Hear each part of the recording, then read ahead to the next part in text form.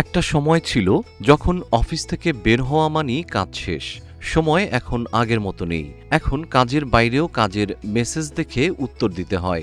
অফিসে ৮ ঘন্টা কাজের নিয়ম থাকলেও অনেক কর্মীকে দেখা যায় তারা এর চাইতেও বেশি সময় ধরে কাজ করছেন এবং সেটা নিয়মিত, যা আমাদের এই শহুরের জীবন অনেকটা ইঞ্জিনে পরিণত করেছে।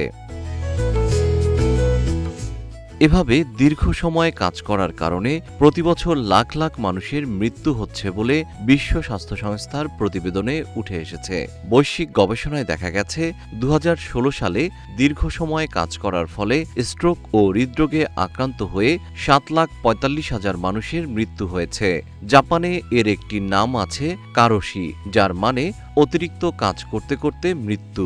সরকারিভাবেই কারোশিতে আক্রান্ত হয়ে ২০১৭ সালে ২৩৬ জনের মৃত্যুর কথা জানিয়েছে জাপান সরকার।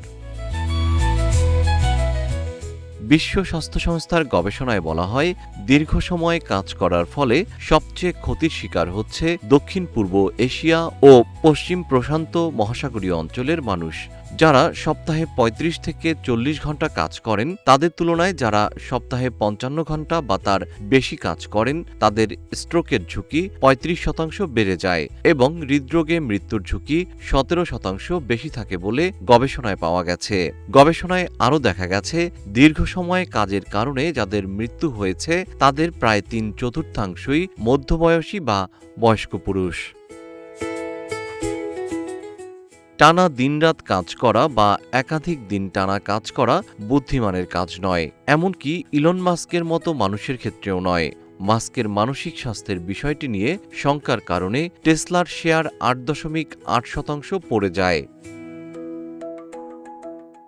যদি আপনি একাধিক দিন পরপর কাজ করা এড়িয়ে যেতে পারেন, তবে তা করুন।